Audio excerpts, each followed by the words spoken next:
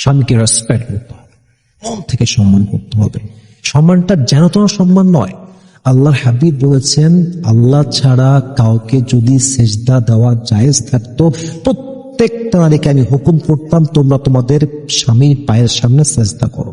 বুঝতে পারতেছেন স্বামী কত গুরুত্বপূর্ণ চ্যাপ্টার আপনার লাইফে। আমার প্রত্যেকটা মেয়ের কাছে আবদার থাকবে, আপনার স্বামী আপনার কাছে একটা বটবৃক্ষের মতো। এই বটবৃক্ষকে মূল্যায়ন করেন।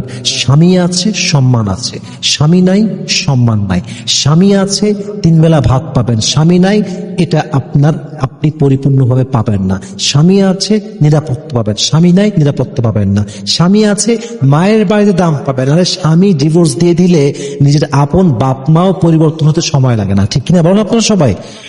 So respect your husband from your heart. স্বামীকে মন থেকে সম্মান করতে হবে। তবে হ্যাঁ, নারীর সম্মান একরকম, পুরুষের সম্মান কিন্তু আর এক রকম।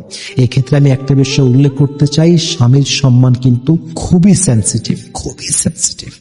ভুলেও কখনো স্বামীর বিরুদ্ধে বাহিরে গিয়ে বদনাম করবেন না। ভুলেও কখনো স্বামীর বিরুদ্ধে ফেসবুকে গিয়ে লেখালেখি করতে যাবেন না। মনে রাখবেন, ভার্চুয়াল লাইফ একরকম, রিয়েল লাইফ একরকম। ভার্চুয়াল লাইফটা আলাদা, রিয়েল লাইফটা আলাদা।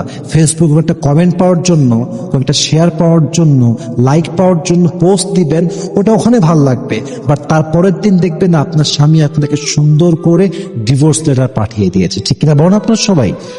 এই জন্য স্বামীর সম্মান বজায় রাখবেন, আল্লাহ আপনার সম্মান বজায় রাখবেন। স্বামীর জন্য নিজেকে বিউটিফুলি রিপ্রেজেন্ট করা, স্বামীর কাছে নিজেকে সুন্দরভাবে উপস্থাপন করা।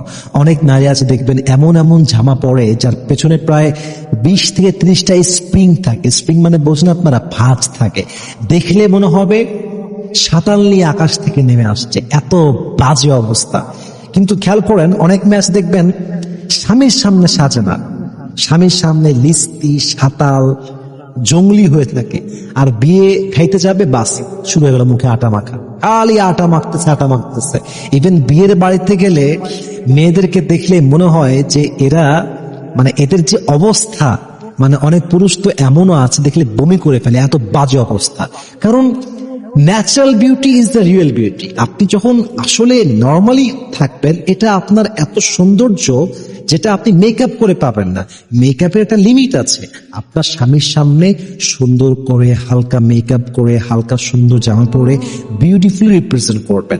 আপনি বিয়ের বাড়িতে সাজবেন আর স্বামীর সামনে সাবান নিয়ে হয়ে থাকবেন, আপনার মতো মেয়ের জন্য জাহান্নাম ছাড়া আর কিছুই লেখা থাকবে না, ঠিক কিনা বলেন আপনারা সবাই? এজন্য স্বামীর জন্য নিজেকে বিউটিফুলি রিপ্রেজেন্ট করা